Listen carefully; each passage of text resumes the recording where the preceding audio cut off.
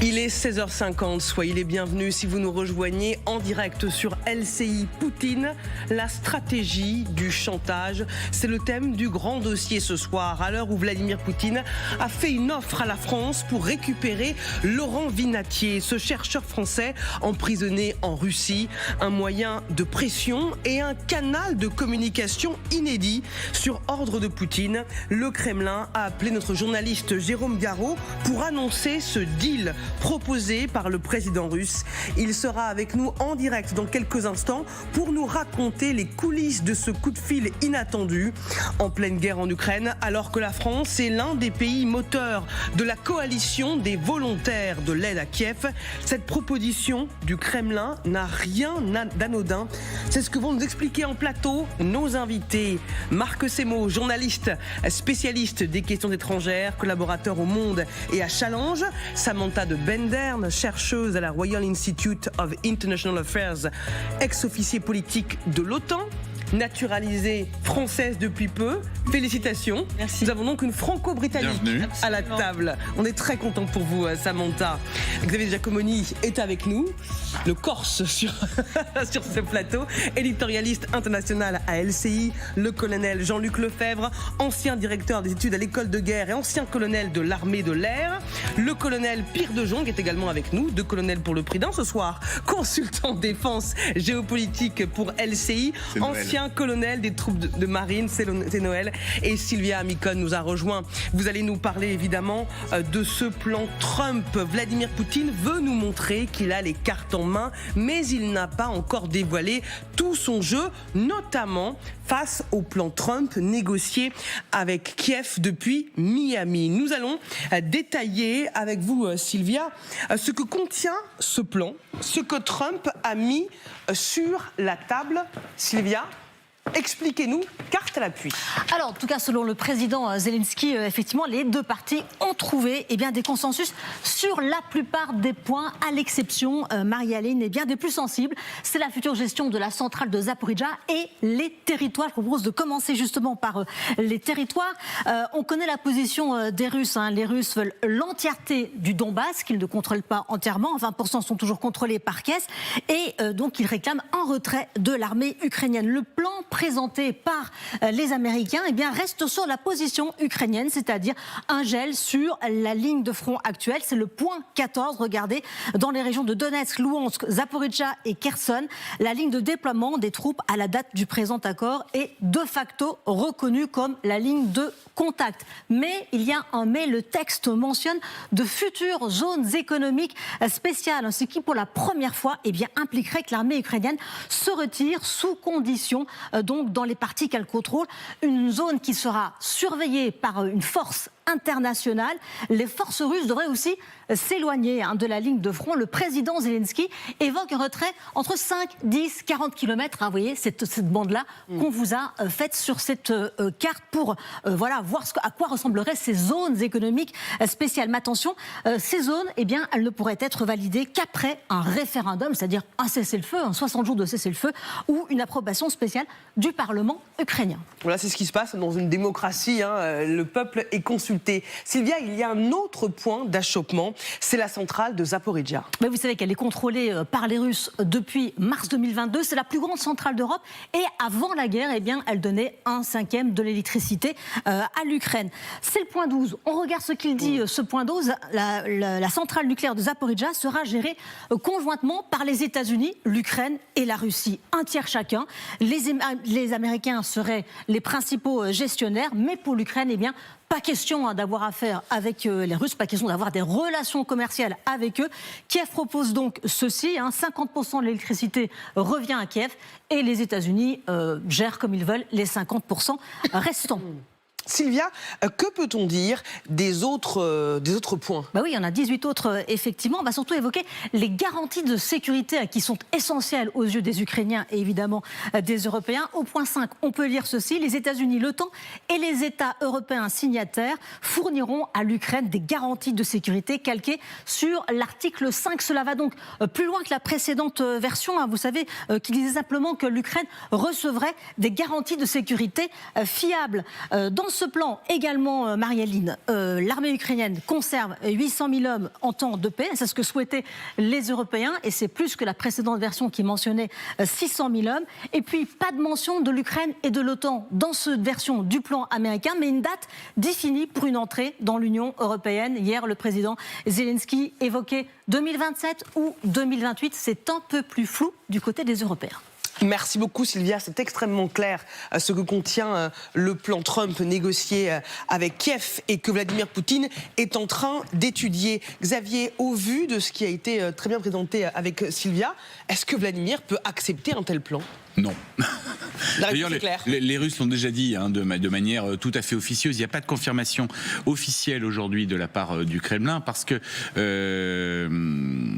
Vladimir Poutine a bien compris qu'il ne fallait pas braquer non plus Donald Trump, qu'il fallait y aller, j'allais dire, en douceur, mais surtout avec stratagème et dissimulation en fait. Donc c'est un non russe qui paraît assez évident, mais il va falloir une communication officielle pour que cela soit accepté par Trump. Le but de Volodymyr Zelensky en ce moment dans ces négociations, c'est justement de faire en sorte que ce soit Moscou qui refuse le plan. C'est pour ça qu'il fait beaucoup de concessions. Quand il va jusqu'à dire que les 25% du Donbass dont je vous parlais tout à l'heure, qui n'ont pas encore été occupés par les Russes, pourraient devenir une zone économique spéciale, mais il demande une partie du territoire de l'autre côté aussi. Il demande aussi un recul de l'armée russe qui est tout à fait inenvisageable. Ça, c'est pour faire plaisir à Donald Trump.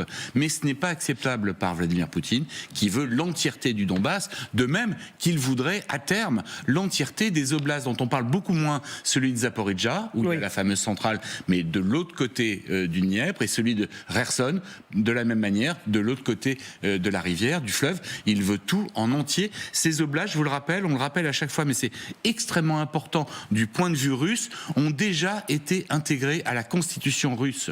Oui, ils ont officiellement pour le Kremlin, ils sont russes. Il n'y a même pas de débat pour eux là-dessus. La façon de les occuper, on ne va pas dire conquérir, on va dire occuper, c'est beaucoup plus précis à mon avis, importe à la limite peu.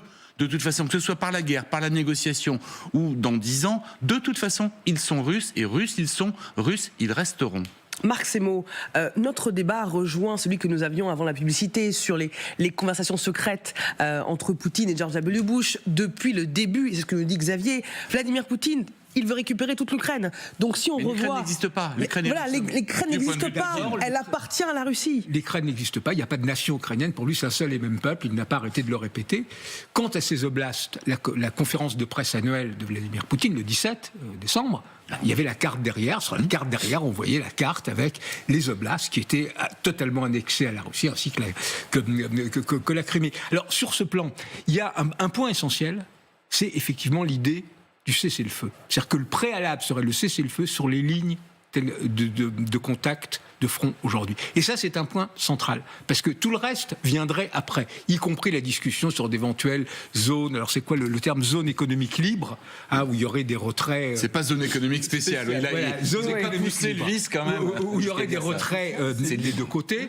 Bon, ce qui est une concession effectivement à Trump, mais surtout... Là, il a mis quelque chose, il a obtenu dans le plan qu'il y ait un référendum avant pour consulter les Ukrainiens sur ce retrait. Et pour en revenir à ce qu'on disait tout à l'heure... Ça bloque tout.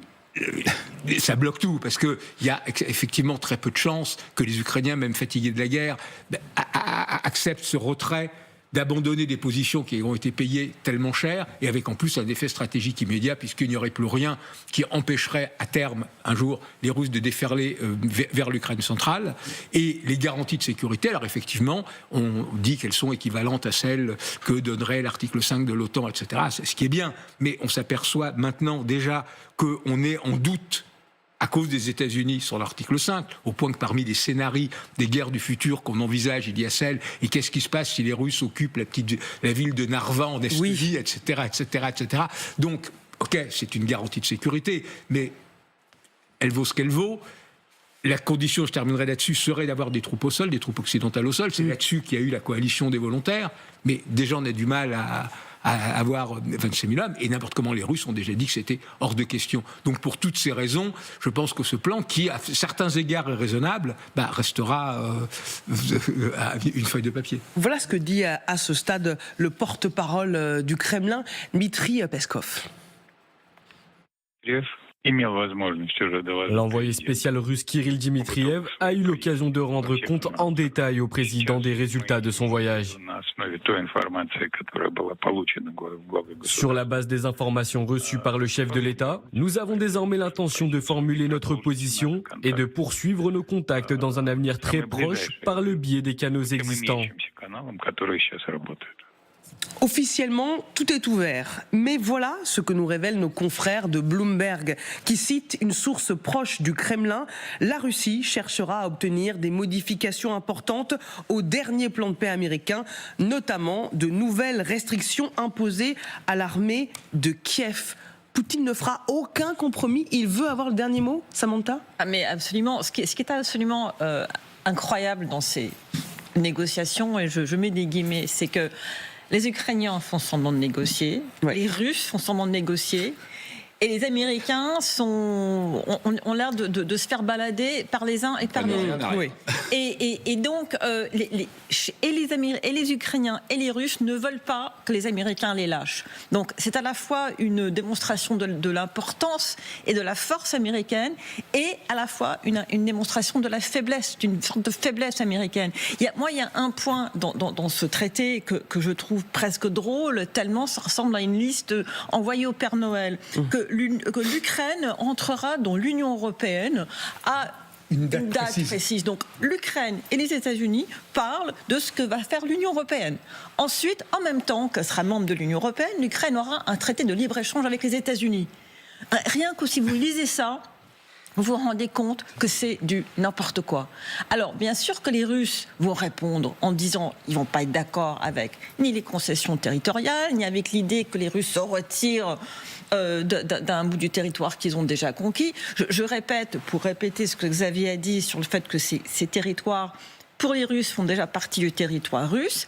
Quand les Russes parlent d'un retrait des troupes du Donbass qu'ils n'ont pas encore commis, ils disent « l'occupant doit se retirer de nos territoires ». Oui. Voilà le langage russe. C'est vraiment comme ça qu'il faut le comprendre quand on regarde la carte. Pour comprendre le dialogue de sourds qui est en train d'avoir lieu. Et à l'inverse, c'est une terre qui est totalement imbibée du sang ukrainien. Donc vous voyez bien que ces terres-là, on ne peut pas les donner comme ça, avec une signature en bas d'une feuille. Aucun des deux ne veut arrêter. Aucun des deux ne veut, en fait, négocier sincèrement. C'est vrai pour les deux parties. Oui, et puis c'est vrai aussi pour les Ukrainiens qui, eux, à l'inverse, défendent réellement leur territoire. Et à Moscou, en fait, le gros problème de Moscou aujourd'hui, c'est pas tellement ce qui se passe en Ukraine, ce qui se passe dans ces négociations, où le moindre détail va être discuté, parce que la ligne de contact, il va falloir la définir. Je vous en parlais tout à l'heure. On peut considérer que la ligne de contact, la kill zone fait 20 km de chaque côté. On met où le trait exactement ? Ça va être extrêmement compliqué. Ce que veulent les Russes, c'est que Washington lève l'essentiel des sanctions, qu'on leur permette de redémarrer leurs exportations de gaz et de pétrole. Le reste n'a aucune importance. Et c'est pour ça que c'est le président du Fonds souverain russe qui négocie, et non pas un Sergueï Lavrov ou un autre diplomate. L'important, c'est l'économie pour Moscou. Le reste n'a pas d'importance. Alors, le militaire, ils vont s'en occuper. Colonel, et ensuite... Ça montre que les Russes veulent se donner les moyens de poursuivre la guerre. Bien sûr. Et pas de faire la paix. Mais jusqu'elle vive. Absolument. Mais dans les négociations, moi je voudrais rappeler, là il y a un plan, c'est qu'un plan, il y a 18 points, c'est publié. Il y en a 20 maintenant. Bon, il y a eu 28, il y a eu 18, on est revenu à 20. Tout ce qui est publié, qui est favorable aux Russes, Poutine va considérer que c'est acquis. Oui. Ce qui est à moi est à moi. Ce qui n'est pas à moi, ce qui est à toi est à moi je aussi. le prendrai plus tard. Voilà. Et c'est toujours comme ça qu'il procède. Alors effectivement, ce qui est très frappant dans ce plan, c'est ce qui fait référence à l'Europe. Où, effectivement, c'est d'abord avoir une date fixée déjà pour l'entrée pleine et entière de l'Ukraine dans l'Europe. Ce qui est impensable. Ce qui est impensable, mais fait par 2027, les Américains et les Ukrainiens avec les Européens qui ont quand même été vaguement associés à ces négociations, donc ont accepté. Si le Luxembourg n'est pas d'accord, ça se fera pas. Et en plus, avec une question quand même fondamentale, qui est que ça engage énormément. Parce que l'article 42.7 est beaucoup plus sérieux, beaucoup plus engageant que l'article 5 du traité de l'OTAN en termes de solidarité entre les membres, puisque en cas d'agression, il fait obligation de répondre par les armes, s'il le faut, à l'attaque. Donc pour toutes ces questions-là, on est dans une situation totalement absurde où on se demande comment effectivement cela a pu être inscrit noir sur blanc et comment les Européens d'ailleurs ont laissé passer ça. Et un dernier point, il y a quand même quelque chose qui a sauté dans le plan, qui était important par rapport à la première version, qui était l'amnistie. L'amnistie des crimes de guerre. Oui. L'amnistie des crimes de guerre. Il y a une vague petite phrase qui dit qu'il faudra trouver des trucs pour les gens qui ont beaucoup souffert, mais l'amnistie pour les crimes de guerre, et donc a fortiori pour le président russe, a sauté. Ce qui est quand même une très bonne chose. Je vous vois, colonel Pierre de Jong, faire signe. On a besoin de vous entendre justement sur ce plan Trump qui propose des points qui nous paraissent assez étonnants si on part du principe que les Russes peuvent accepter un tel projet. Ce qu'il faut savoir d'abord, c'est que les Ukrainiens n'ont pas beaucoup de marge de manœuvre. Pourquoi ? Parce qu'en fait, les Américains leur mettent une pression absolument énorme. Donc en fait, ils ont peu de marge de manœuvre. On sait que depuis l'arrivée de Trump, que très concrètement, il appuie sur la tête de Zelensky et Zelensky essaie de trouver des solutions. Donc ils ont peu de marge de manœuvre. Et encore une fois, ce plan reflète encore une fois ce manque de marge de manœuvre. Maintenant, il ne faut pas oublier quelque chose. C'est que Poutine, il mène 3 batailles. La première bataille, c'est la bataille militaire, la bataille terrestre ou la bataille des bombardements des villes. Pourquoi ? Parce qu'en fait, il sait très bien qu'il doit reconquérir une partie du Donetsk avant de négocier. Donc, quoi qu'il en soit, je n'imagine pas que Poutine puisse arrêter son offensive militaire avant de prendre la totalité du Donetsk. Très concrètement, la bataille de Sivers, de Potrovsk, ça rentre dans ce cadre-là. Donc, très concrètement, et là, il est plutôt dominant. Il est plutôt plus puissant que les Ukrainiens, qui résistent, bien évidemment, mais ils ont quand même de très grandes difficultés sur le terrain. Ça, c'est le premier point. La deuxième bataille qui est menée pour Poutine, c'est la bataille diplomatique. C'est une bataille qui est menée, vous venez de le dire, qui est menée très concrètement, ou en tout cas de façon, je dirais, un petit peu subliminale, avec les Américains. Il n'est pas question pour les Russes que les Américains les lâchent en basse campagne. Donc bilan, ils vont faire ami-ami, ils vont émettre des messages plutôt rassurants en expliquant que très concrètement, c'est à cause des Ukrainiens. Donc les Ukrainiens ont le même problème. Les Ukrainiens acceptent le plan, disent voilà, c'est les Russes qui vont fuser. Donc en fait, une espèce de relation extrêmement subtile qui se met en place entre les Russes, les Ukrainiens et les Américains. Les Américains, à mon avis, ne voient pas les choses exactement comme les deux autres qui sont sur le terrain. Les Américains ont une forme de distanciation par rapport à ça. Et la troisième bataille qu'on ne voit pas arriver, mais qui va arriver progressivement, c'est la bataille contre l'Europe. Très concrètement, c'est un peu la cerise sur le gâteau. Et on voit bien que dans son opération de chantage, dans sa stratégie de chantage, Poutine va faire jouer l'Europe. Et l'Europe va devenir un acteur qui va redevenir un acteur. Jusqu'à présent, l'Europe n'était pas présente. La meilleure preuve, c'est qu'on annonce que l'Ukraine va rentrer dans l'Union européenne dans les années qui viennent. C'est complètement sidérant, complètement incroyable. Et en fait, en avançant le nom de l'Union européenne avec l'Ukraine, très concrètement, une espèce de jeu subtil. Pourquoi ? Parce que les Européens vont refuser cette opération. Et peut-être que ce plan va capoter parce que les Européens vont dire qu'ils ne sont pas d'accord. Donc on va repartir pour un tour. Et très concrètement, et là on revient sur la bataille numéro 1, ça permettra à Poutine de continuer cette bataille et de continuer à gagner du terrain. Parce que quel est le problème de fond pour les Ukrainiens ? C'est que dans une négociation qui va définir une ligne de contact, plus vous avancez, plus vous êtes en situation de force dans une négociation.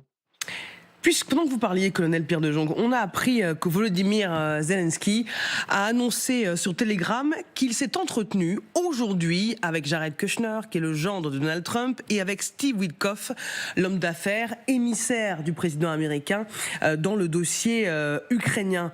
Les Américains qui semblent d'ailleurs très, très optimistes. Regardez ce que dit l'ambassadeur américain auprès de l'OTAN. Si la fin de la guerre se produit, ce sera dans les 90 prochains jours. 90 jours pour faire plier Poutine. Est-ce que c'est réaliste, Samantha ? Non, c'est pas réaliste. Moi, je me souviens de Trump arrivé au pouvoir qui a dit cette guerre, elle sera terminée en 24 heures. 24 heures s'est transformé presque en 12 mois. Maintenant, on parle de 90 jours. J'adore la façon dont cette administration aime mettre des Les Ukrainiens ont fait du très bon travail. Oui. C'est ça que ça montre, en fait. Oui, ça montre que les Ukrainiens ont fait du très très bon travail. Non, pour moi, rien ne fera plier Poutine. Rien ne le fera plier. Beaucoup de gens disent, si on met une pression économique sur Poutine, il va plier. Non, il va continuer, il va saigner son peuple à blanc.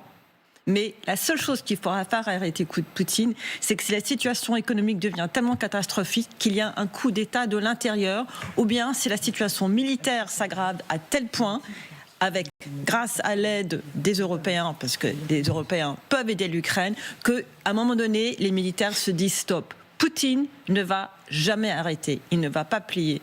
Donc voilà, moi c'est mon point de vue et j'espère avoir tort. Mais jusqu'ici, ce qui s'est passé vous a plutôt donné raison. Et quand on revoit encore les conversations secrètes entre Poutine et George Bush à l'époque, on comprend pourquoi il n'a pas l'intention de céder. Non. Mais alors justement, mais la question c'est, on peut imaginer que Poutine fasse un accord provisoire, qu'il violera dans quelques années pour continuer effectivement son objectif, vu qu'il nie à la fois la nation ukrainienne et que son objectif reste à la reconstitution de ce qui était plus ou moins l'empire russe et soviétique, qui, rappelons-le, quand même le seul cas dans l'histoire d'un empire qui s'effondrait 2 fois en un siècle et reconstitué. Mais au-delà de ça, voilà, il continuera cette stratégie. Et pour le moment, lui, et là-dessus je suis d'accord avec Samantha sur le fait qu'il ne va pas céder pour le moment, lui pense que les Ukrainiens sont en mauvaise posture, que le temps, malgré l'adaptabilité des Ukrainiens, malgré leur inventivité en termes militaires, malgré le fait qu'ils ont un armement de plus en plus élaboré, y compris par eux-mêmes, malgré tout, il y a ce phénomène, cette réalité du manque d'hommes qui fait que cette guerre d'attrition, elle pénalise beaucoup plus l'Ukraine qu'elle ne pénalise la Russie, du moins pour le moment, et tant qu'il n'y aura pas des sanctions suffisantes, et tant qu'il n'y aura pas des moyens de détruire plus les raffineries, le système, etc., avec des missiles longue portée. Mais pour continuer sa guerre dans le futur, dans 5 ans, dans 10 ans, dans 20 ans, Poutine a besoin de 2 éléments fondamentaux.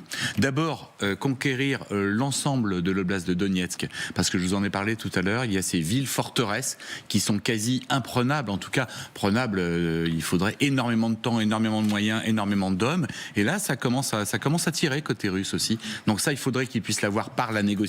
C'est pour ça qu'il insiste sur ce point au-delà même de la Constitution. Et puis, la meilleure garantie de sécurité pour l'Ukraine, ce sont ses villes et c'est son armée. Ce sont les 800 000 hommes qui sont écrits dans le document sur lequel travaillent Américains, Ukrainiens, Russes et Européens aussi, quand même, ils sont quand même associés.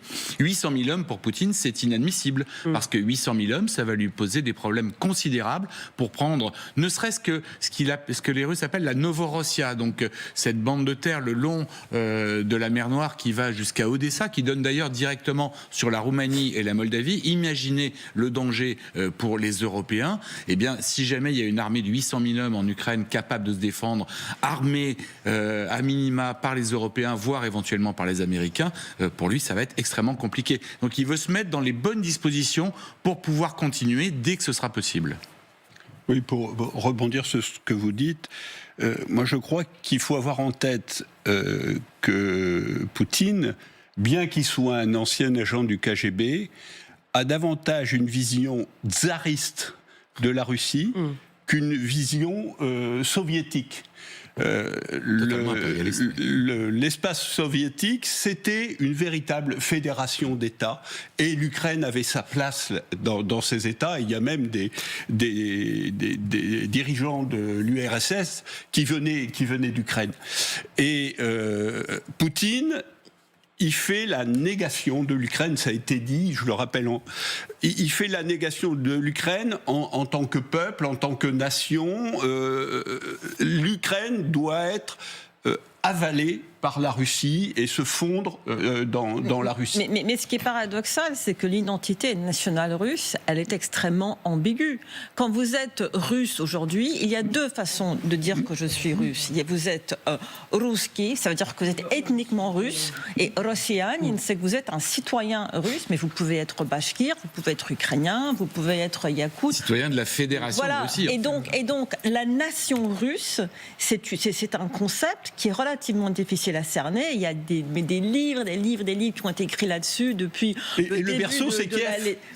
Alors, mais sans parler de Kiev, si on reste sur l'Empire russe, si on reste sur la naissance d'un nationalisme russe au XIXe siècle, c'était qu'est-ce que c'est qu'être russe ? Est-ce que c'est d'être blanc, orthodoxe? Est-ce que c'est d'être un peuple sibérien? Et cette question, beaucoup de Russes se les posent aujourd'hui. C'est pour ça que dans le passeport russe, il y a une distinction entre si vous êtes ruski ou bien russianine. Et ça, c'est fondamental pour comprendre le casse-tête d'accepter qu'une nation ukrainienne ait pu naître de cet empire qui était en effet un peu Poutine vague lui-même à l'époque. ne cesse d'être ambivalent là-dessus, puisque sa grande idée, c'était à la fois de réunir les Russes, enfin le Bélarus, l'Ukraine et la Russie, donc cette idée d'un bloc slave et orthodoxe, qui serait effectivement quelque chose qui correspondrait les vrais Russes le plus au nationalisme ethnique, et en même temps, jamais il n'a fait l'impasse sur la fédération de Russie, avec, comme vous le disiez très bien, toute sa diversité. Et il y a une ambivalence permanente entre les deux. En la tournant vers l'Eurasie d'ailleurs, en allant vers l'Orient plutôt que vers l'Occident, voulant se détacher notamment de l'Europe. Pour Vladimir Poutine, le front n'est peut-être que la face cachée de ses ambitions, lui qui mène une bataille idéologique à la France et à l'Europe. Le clip que vous allez voir, généré avec l'aide de l'intelligence artificielle par la télévision russe pendant les fêtes de Noël, s'adresse directement à l'Europe, accusée de faire de Poutine l'origine de tous ces maux.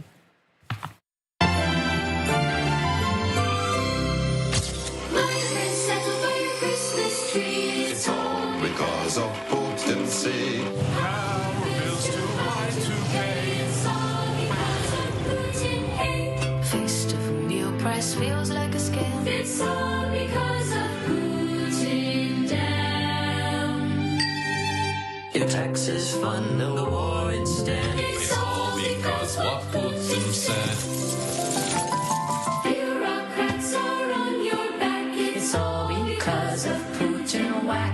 Santa robbed your kids this year. It's all because of Putin, dear. No new hope for year ahead. It's all because of Putin dread. La guerre hybride se joue aussi sur ce terrain-là. De manière ironique, on joue sur les champs de Noël pour accuser l'Europe de ne pas assumer ses propres turpitudes. Oui, c'est un humour effectivement qui peut être assez surprenant, mais qui vous laisse quasiment sans vous. Non, alors moi, je me souviens d'un autre clip très très drôle au début de la guerre, quand toute l'Europe pensait qu'on allait souffrir sans le gaz russe, qu'on allait avoir trop froid. D'une jeune femme dans une maison sans électricité, qui a très très froid, qui va sur un espèce de Tinder russe et qui se fait inviter à Moscou par un homme. Elle arrive à Moscou, elle va dans son appartement, il fait chaud, c'est génial, il n'y a pas de problème de chauffage, sauf qu'il y a 10 autres femmes à moitié nues qui tournent autour de lui, qui viennent de toute l'Europe. Donc c'était aussi un clip russe très humoristique, très drôle, il faut le reconnaître, pour nous titiller en espérant que ça va... En fait, c'est une façon de renverser le problème pour dire que nous imaginons qu'il y a ce Russe méchant qui nous veut du mal, et pour nous ridiculiser les gens comme nous qui sommes conscients de cette vraie menace. Pour dire, et c'est intelligent, c'est subtil, il faudrait peut-être qu'on fasse la même chose. Xavier. C'est extrêmement bien fait et ça doit toucher forcément un public. Moi j'avais pas vu le clip, je vois que c'est publié par Russia Today, une chaîne qui est interdite en France pour cause de propagande, mais on peut trouver ces images à peu près n'importe où sur les réseaux sociaux, et il y a forcément des gens que ça touche. Et de toute façon, l'administration de Vladimir Poutine, depuis le début de la guerre, essaie de peser sur nos opinions publiques sur ce thème-là. Pourquoi nos impôts financent la guerre des Ukrainiens? Qu'est-ce qu'on a en rapport avec les Ukrainiens? Pourquoi on leur paierait leur guerre? On paie leur guerre parce qu'ils assurent pour le moment la défense de l'Europe. La réponse est assez simple, et ainsi de suite. Pourquoi des migrants viennent en France? En Russie, officiellement, il n'y a pas de migrants. En fait, il y a énormément de problèmes de migrants en Russie, et aujourd'hui, le problème est tel qu'avec un taux de chômage qui est à peine à 2%, ils ont énormément besoin de migrants, notamment pour faire fonctionner la machine de guerre.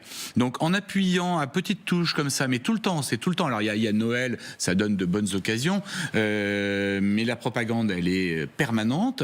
Ça peut pénétrer certaines personnes, certains esprits, et influer, je pense qu'à terme, c'est ce que veut le Kremlin, influer sur les élections en Europe.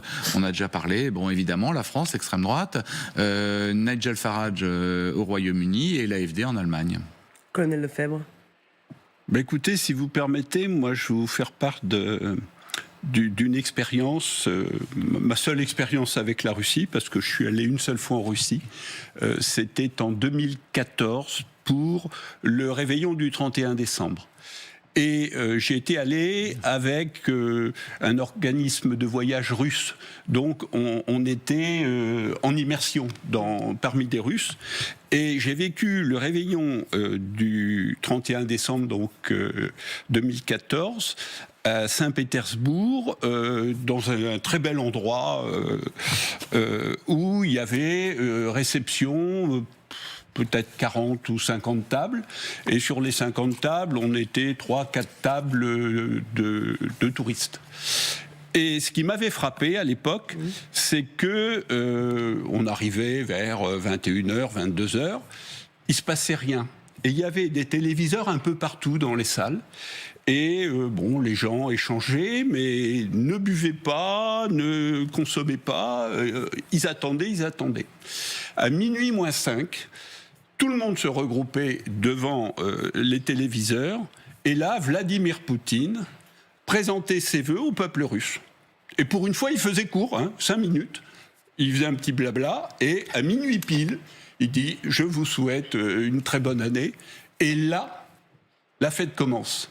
Ça veut dire que les Russes ont un respect, sinon de la personne, au moins de la fonction de leur président, que aucun Français n'a, que très peu d'Européens ou de membres de démocratie occidentale ont. Et ça m'avait marqué. Je vous permettez quand même d'un peu de peur, le respect, d'intervenir. J'ai passé beaucoup de réveillons avec des Russes, beaucoup de réveillons en Russie. C'est une chose que les Russes savent très bien, c'est faire la fête, et surtout le 31 décembre. Et tous ceux que je connais, moi j'ai fait le réveillon avec des Russes, chez des Russes, pas dans un truc organisé, mais la scène occidentale, c'est qu'ils se foutent royalement du discours de Poutine, et qu'à minuit, la plupart sont tellement ivres qu'on pourrait mettre Donald Trump donc ça, c'est en privé. C'était en privé. Oui, mais il n'ose pas politiquement, en tout cas, l'assumer. Si politiquement vous dites publiquement les que choses vous moquez de Vladimir Poutine, les choses ont énormément changé depuis le début de la guerre en Ukraine. Aujourd'hui, les gens ont très peur de dire certaines choses. Mais le respect pour Poutine au fin fond du fin fond des personnes, je pense que c'est grandement exagéré. C'est la peur. Et la peur et le respect, ce n'est pas la même chose. Pas du tout même. À la stratégie. Pas de boire jusqu'à minuit. La stratégie de la peur et du chantage, c'est celle du président russe. Et c'est dans ce contexte que le Kremlin a décidé d'appeler un journaliste de TF1 LCI pour faire passer un message à la France. C'est du jamais vu. Sur ordre de Vladimir Poutine, Dmitri Peskov a appelé notre correspondant en Russie, Jérôme Garraud, pour évoquer le cas de Laurent Vinatier, ce chercheur français accusé d'espionnage, enfermé dans les geôles russes depuis 1 an et demi, pour lui annoncer que Vladimir Poutine avait fait une offre à la France pour qu'elle puisse le récupérer. Nous serons en direct avec Jérôme Garraud dans quelques instants. Il va nous raconter les coulisses de ce coup de fil inattendu. C'est Jérôme Garraud, souvenons-nous, qui avait osé aborder le cas de Laurent Vinatier face à Poutine lors de son grand show annuel face aux Russes. Regardons. Un de mes compatriotes, le Français Laurent Vinatier, a été condamné à 3 ans de prison pour infraction administrative. Aujourd'hui, la justice russe soulève la question de l'espionnage, ce qui aggrave la situation. Une seconde, excusez-moi. Pouvez-vous répéter? Qui a été condamné à 3 ans de prison? Laurent Vinatier. Laurent Vinatier, un Français. Laurent Vinatier? Qui est-ce? Je n'ai jamais entendu parler de lui. Qui est-il? Il était chercheur en Russie. Il n'était pas enregistré comme agent étranger. Il ne savait pas que la loi avait changé. Il a été condamné à 3 ans de prison pour cette infraction administrative. Sa famille peut-elle espérer une grâce présidentielle ou un échange et son retour en France? Merci. Vous savez, je ne sais rien de cette affaire. C'est la première fois que j'en entends parler, mais je vous promets d'enquêter sur cette affaire. Et s'il y a la moindre chance de régler cette affaire de manière positive, et si la loi russe le permet, nous ferons tout notre possible pour que cela se produise. Et c'est seulement quelques jours après cette séquence que les lignes ont bougé, peut-être même quelques heures, puisque le Kremlin, Vladimir Poutine, a fait une offre à la France pour récupérer Laurent Vinatier. Et c'est le Kremlin qui décide d'appeler Jérôme Garraud, journaliste pour TF1 et LCI, pour annoncer ça. Samantha, sur la méthode d'abord, c'est quand même surprenant que le Kremlin choisisse un journaliste comme canal de communication, en l'occurrence Jérôme Garraud. Alors, je crois qu'il y a beaucoup de choses qui sont assez surprenantes autour du cas de Laurent Vinatier. Moi, je pense par exemple au cas de deux Américains qui ont été très connus. Johan Gershkovich et Brittney Griner, qui étaient... la presse américaine en parlait constamment. En France, on a très peu parlé de Laurent Vinatier. Il a été oublié dans ces geôles. Et donc la façon relativement discrète d'évoquer son cas, y compris la façon dont c'est le porte-parole du Kremlin qui parle à notre journaliste à Moscou, c'est extrêmement étonnant. Alors, est-ce que c'est une bonne chose ou une mauvaise chose? Ça, je n'en sais strictement rien. Est-ce que ça montre que Laurent Vinatier n'a pas vraiment beaucoup de poids, donc il pourrait être échangé pour quelqu'un qui n'est pas très important, ou est-ce qu'au contraire, le fait de l'avoir soulevé lui a tout d'un coup donné un poids politique plus important, et donc son prix sera plus élevé. Mais une chose qui semble être claire, c'est qu'il était en train d'être oublié et par les Français et par le système pénitentiaire russe. Donc c'est quand même bien qu'on en parle, il faut juste espérer que ça ne va pas créer un trop grand prix sur sa tête, que la France ne pourra peut-être pas négocier toute seule, parce qu'il n'y a pas beaucoup de prisonniers russes en France, il y en a quelques-uns, mais pas de grande valeur politique comme il y avait pour échanger contre Gershkovich et contre Brittney Griner. Vous avez raison, il était en train d'être oublié, en tout cas peut-être du grand public, et c'est Jérôme Garraud qui choisit d'aborder la question. Jérôme Garraud, qui est avec nous en direct, c'est notre correspondant pour TF1 LCI à Moscou. Jérôme, merci beaucoup d'être avec nous en direct dans le grand dossier ce soir, en ce 25 décembre. Permettez-moi de vous souhaiter un joyeux Noël à vous et à vos proches. Je sais que vous êtes en vacances, en famille, mais ce qui se passe, notamment par votre intermédiaire, est tellement important qu'on a besoin d'entendre votre témoignage. Jérôme, première question, racontez-nous comment ça s'est passé, où vous étiez quand le Kremlin a appelé, parce qu'on imagine que vous n'étiez pas du tout dans la disposition à imaginer que le porte-parole du Kremlin allait vous passer un coup de fil.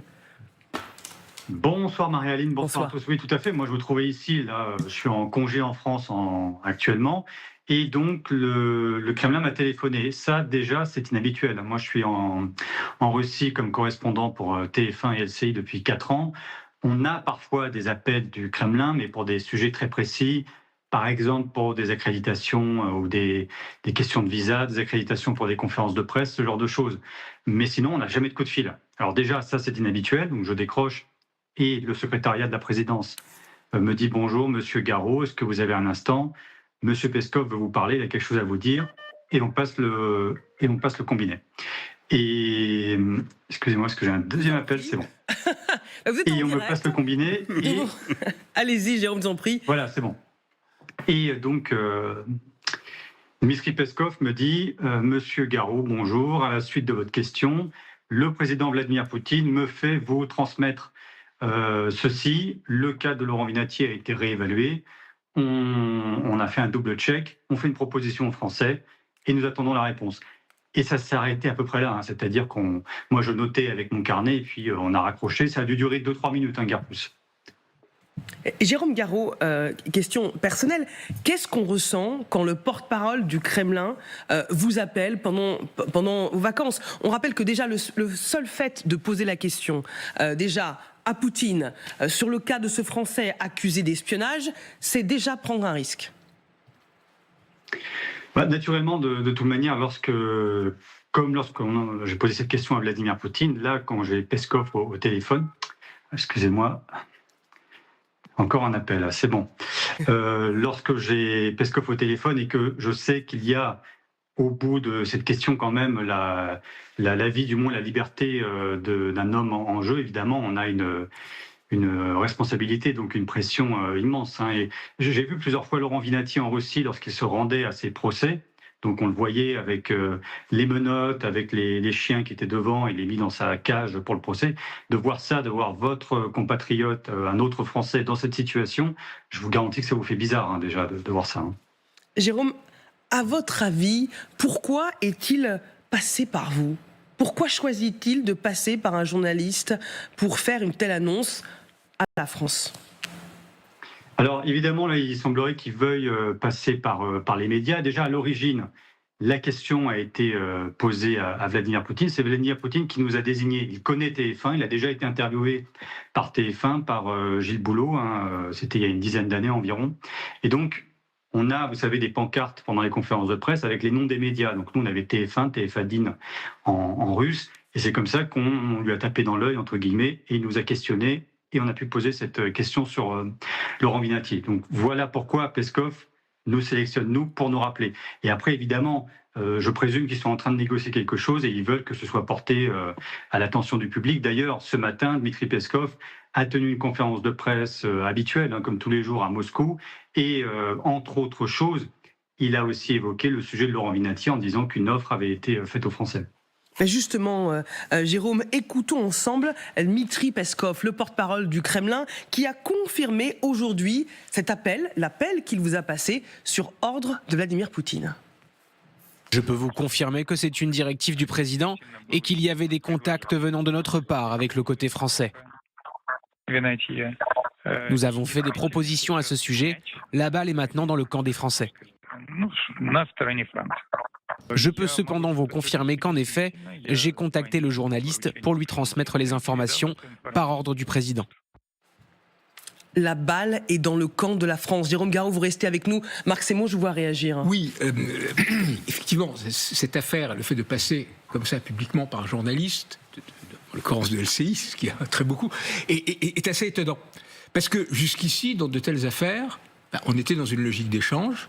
Alors, il y avait eu effectivement le cas de la basketteuse contre Victor Bout, qui était un trafiquant d'armes, seigneur de guerre et autres. Il y a eu le grand échange d'août 2024 avec 26 personnes de part et d'autre, dont le journaliste du Wall Street Journal, Arvan Djerkovic. Mais là, effectivement, est-ce que ça vise de nouveau un échange ou est-ce qu'il y aurait autre chose à demander aux Français ? Ensuite, sur le fait que Laurent Vinatier risquait d'être oublié, là-dessus, j'ai un peu de doute, parce qu'il ne faut pas oublier que lui, qui est un chercheur reconnu, qui avait énormément travaillé sur la Russie, notamment sur la Tchétchénie, était en Russie pour le Centre pour le dialogue humanitaire, qui est une organisation qui est, on peut dire d'une certaine façon, le think tank du Comité international de la Croix-Rouge, qui travaille sur de la médiation diplomatique, qui est extrêmement reconnu, extrêmement respecté. Pierre Vimon, notre ancien ambassadeur, avait été à un moment le président pour le Centre pour le dialogue humanitaire.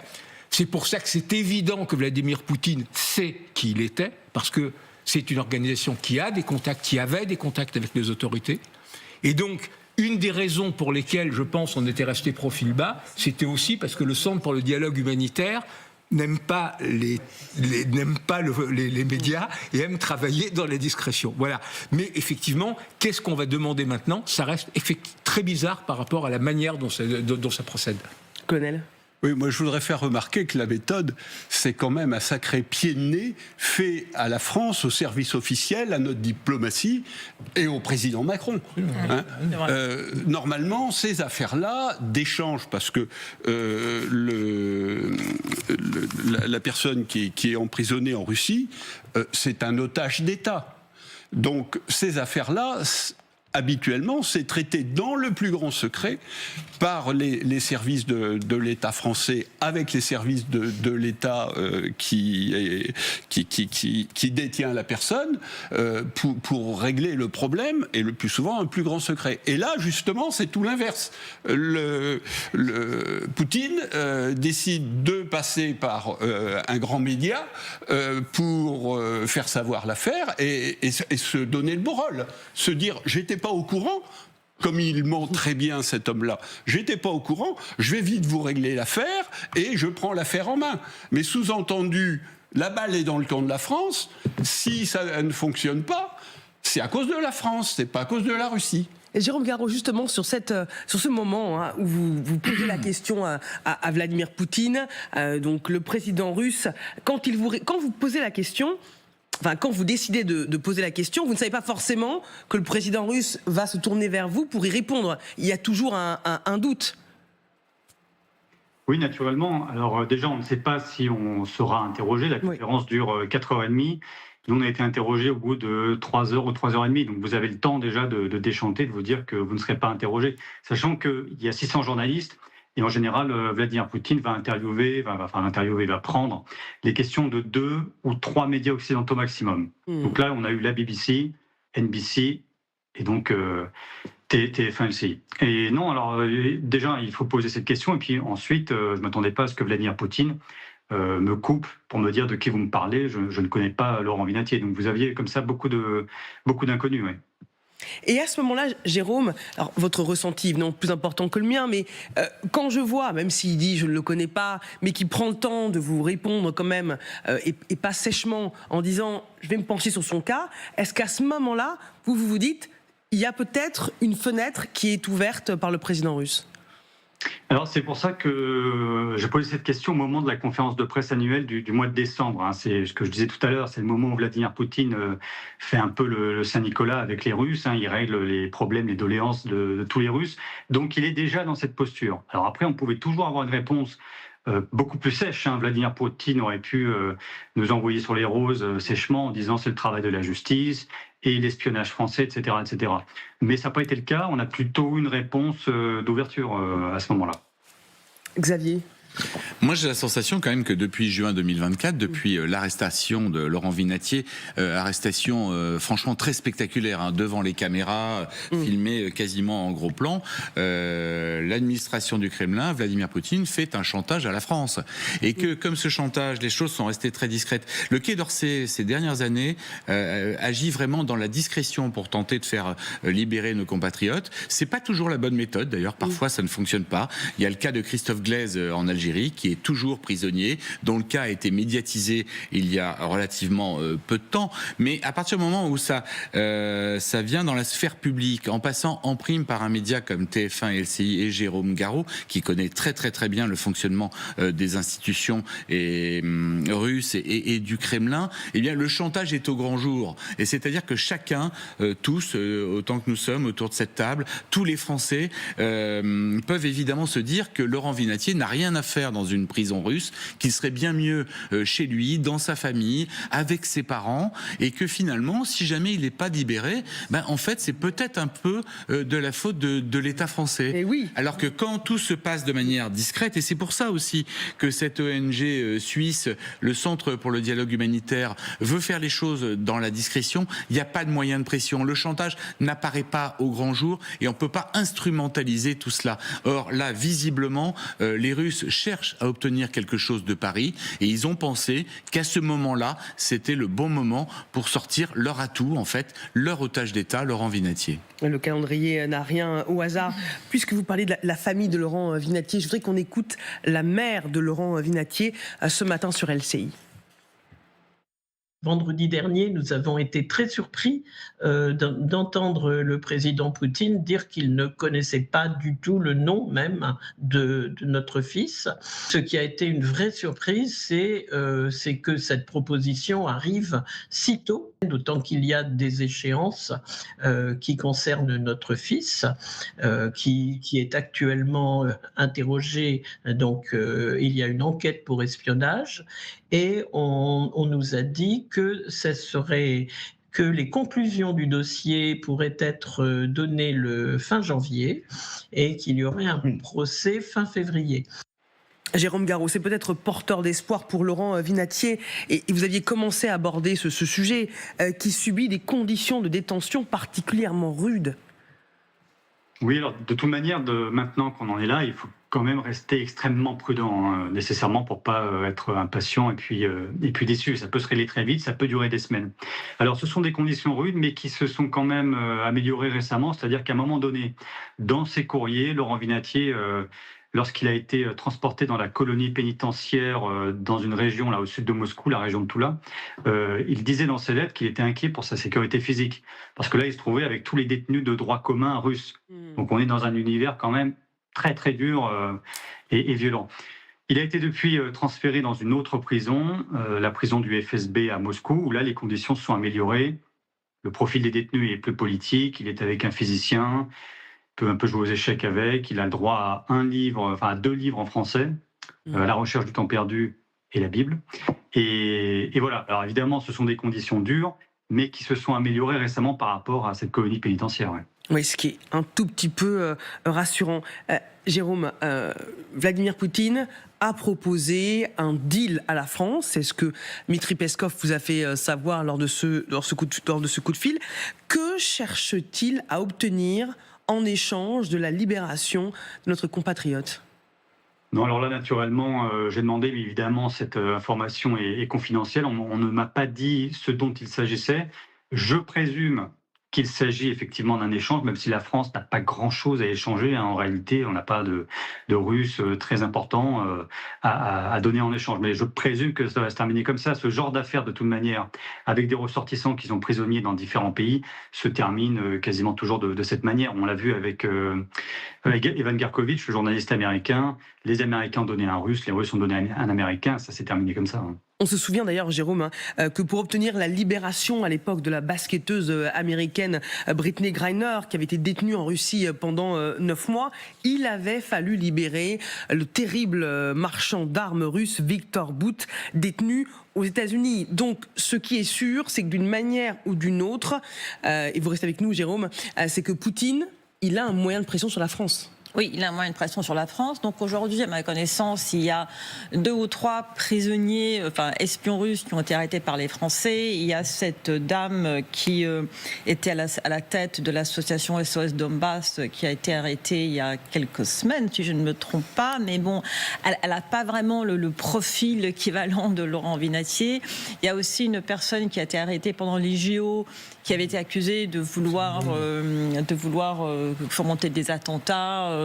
Donc, mais aucun n'a un profil quand même reconnu comme celui de Laurent Vinatier. Donc il faudra voir s'il ne va pas demander à la France de trouver potentiellement d'autres prisonniers russes dans d'autres pays. Donc obliger la France à communiquer avec les Britanniques ou les Allemands, les Américains. Est-ce que comme ça, on sait qui Poutine voudrait récupérer ? Moi, j'ai pas d'idée comme ça. Parce qu'on se souvient de... La liste est très difficile à faire, même en Europe, même si on élargit au-delà de la France, qui est quelqu'un qui est le poids que représente aujourd'hui Laurent Vinatier.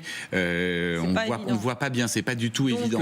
Alors est-ce qu'il n'y a pas une autre demande qui serait plus diplomatique, plus géopolitique, qui est très difficile à quantifier, à exprimer, parce qu'on voit mal comment la Russie pourrait, à travers un otage, peser, par exemple, sur la politique de la France en Ukraine. Ça paraît inenvisageable. Mais après, il y a un côté un peu réconfortant, si on peut le dire, c'est qu'il y a une date de procès il sera jugé soit en janvier, soit en février. C'est très rapide. Alors, ce qui est important, c'est qu'une fois que vous êtes jugé et condamné, vous pouvez être pardonné et libéré. Non, mais même avant, en fait. Même avant, oui. Mais je pense que le fait qu'ils sont en train d'accélérer ce processus, c'est un signe... L'accusation d'espionnage ayant été rajoutée à la première condamnation, parce que justement, on a la sensation que l'administration russe se disait non, c'est pas suffisant, il faut pouvoir le garder sous la main. Ça fait monter les enchères, mais pour Evan Gershkovich, on avait attendu la 20 ans là, pour espionnage.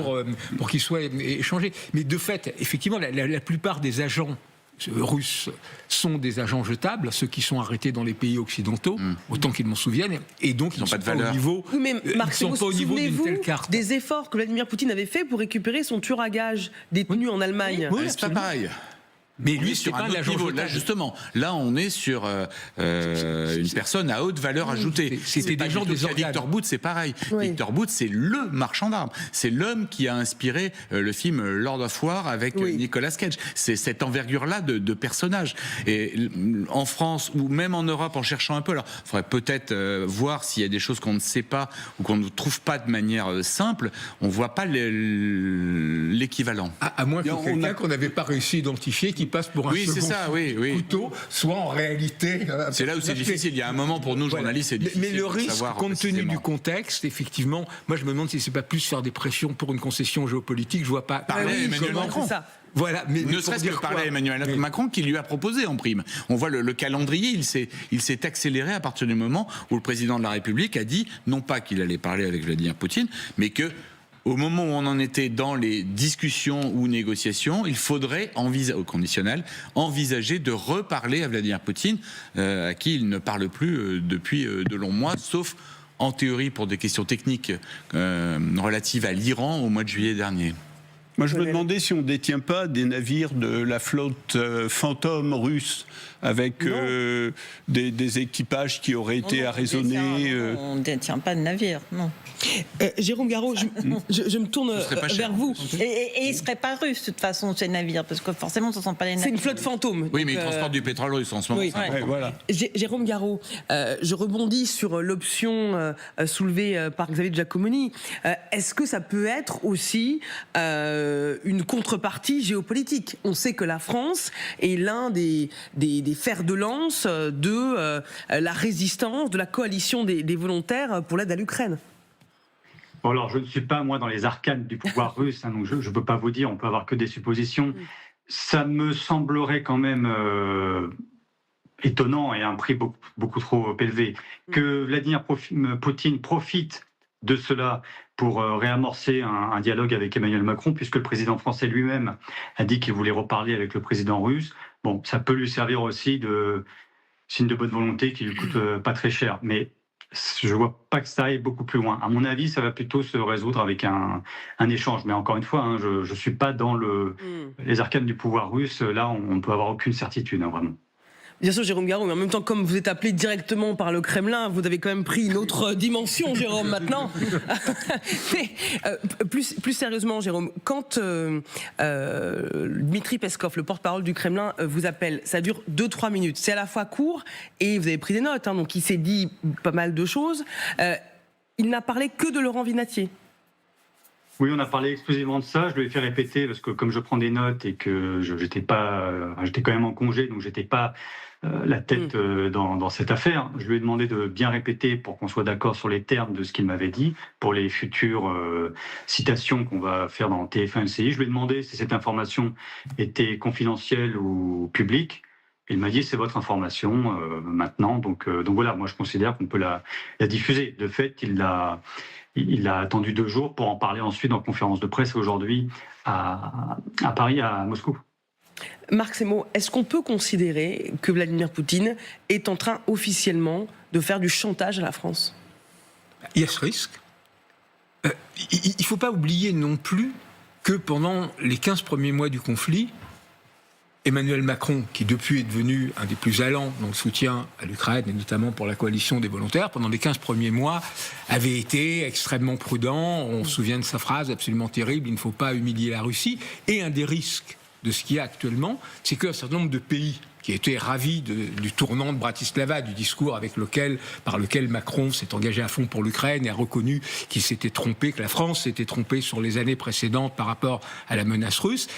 Ces pays-là, qui avaient été contents du tournant, mais qui quelque part restent méfiants, il y a le risque que de nouveau la méfiance remonte, que craignent que de nouveau, parce qu'il y a cette volonté d'être un protagoniste, d'être un acteur de premier plan, Emmanuel Macron puisse être utilisé d'une manière ou d'une autre, et on peut se méfier profondément de ce qu'est en train de faire Vladimir Poutine, entre d'un côté effectivement le chantage, en disant s'il n'est pas libéré, c'est la faute à la France, ou obtenir d'autres concessions. On peut même imaginer, là c'est une idée qui me vient à l'instant, pourquoi, par exemple, rétablir la possibilité pour Russia Today d'être diffusé sur le canal. C'est exactement.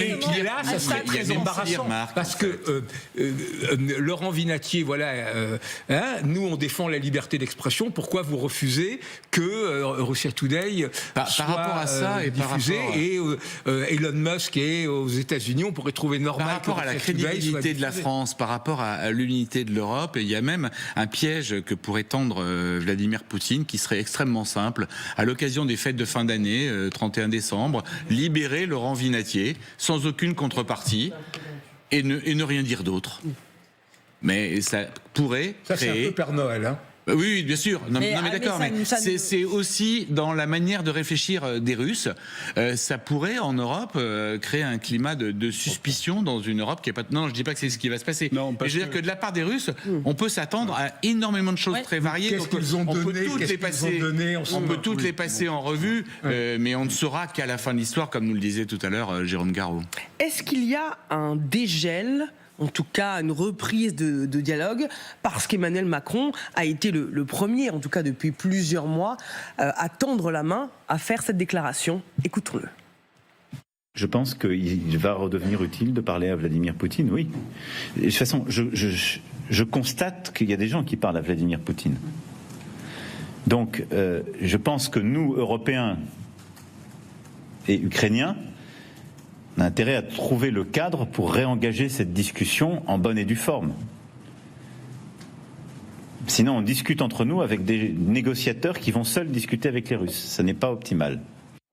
Avant de rebondir sur cette main tendue du président, permettez-moi de remercier Jérôme Garot d'avoir été avec nous. Merci encore pour votre travail et encore un très joyeux Noël à vous et à vos proches. Bravo. Merci d'avoir été avec nous en direct. Oui, bravo Jérôme. Est-ce que cette main tendue par l'Élysée est très bien reçue par le Kremlin, peut faire bouger les lignes sur le front de la guerre en Ukraine? Non, je pense pas. Je pense que la Russie n'est pas en train de négocier. La Russie est en train de poser des ultimatums sur la table. Le jour où la Russie montrera une vraie volonté de négocier, pourquoi pas lui parler? Le problème que j'ai avec la déclaration du président Macron, c'est qu'il a parlé plutôt en son nom et au nom de la France. Si il s'était mis d'accord avec, on va dire, les trois grands de la coalition des volontaires pour réfléchir à un moyen de faire rentrer l'Union européenne, ou la coalition dans les négociations, ça c'est une chose. Mais ce qu'on est en train de constater aujourd'hui, on voit, la Russie n'a qu'une chose, elle a envie de nous diviser.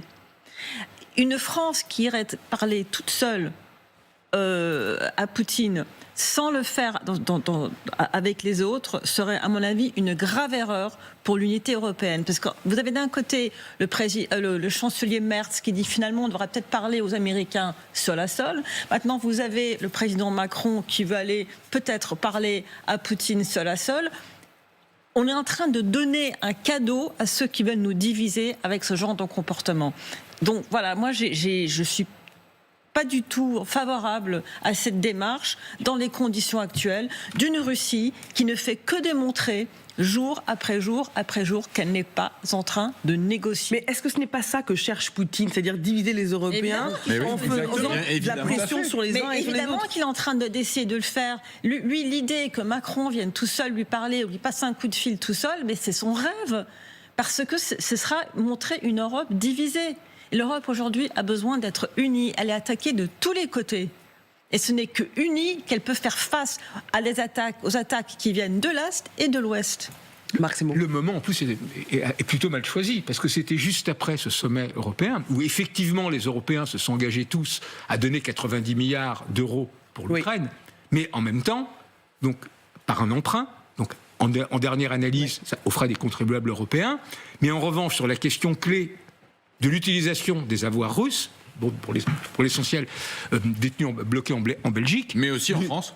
On l'a toujours oublié. Il y avait 20 milliards aussi en France, en plus des 180 milliards. Montré non plus un élan extraordinaire. La France et l'Italie, aux côtés des habituels pro-russes, et de la Belgique qui avait peur de se retrouver en première ligne, ont totalement bloqué, ce qui aurait eu un double sens. À la fois, ça aurait été beaucoup plus d'argent, ce n'étaient pas les contribuables qui payaient, et surtout, ça montrait à la Russie un véritable signe de détermination de l'Europe à aller jusqu'au bout. Or là, l'Europe, finalement, elle a fait ce compromis, c'était le moindre mal, on a évité le pire, mais par rapport à Poutine, ça a été perçu comme le fait que face à l'obstacle, face à ces menaces sur la Belgique et plus généralement sur les Européens, l'Europe a cédé. On a montré qu'on ne parlait pas d'une seule fois. Absolument. Entre la Belgique qui disait, je vous préviens, si je saute, et on qu'on saute était ensemble. sensible aux menaces et au chantage, en fait. Oui. Voilà. La Belgique a vraiment été soumise à une pression extrêmement Terrible, dure de les la pauvres, part des faut les Russes, comprendre, voire mais- même physique sur certaines personnes d'Euroclear, peut-être même sur le Premier ministre belge qui avait l'air franchement extrêmement tourmenté par ce qu'il avait vécu sur les pressions russes. Oui, ça prouve que la stratégie du chantage, ça fonctionne, colonel. L'Europe n'est pas une entité politique aboutie et tout le monde le sait. Donc chacun en tire profit. Il y a une vidéo qui circule beaucoup sur les réseaux sociaux en ce moment, que j'aime beaucoup et qui circule de plus en plus depuis la déclaration du président Macron que ce serait peut-être le temps de parler avec la Russie. C'est une vieille vidéo de Margaret Thatcher qui dit « On ne négocie pas avec quelqu'un qui envahit un pays et qui tue tout ce qui bouge.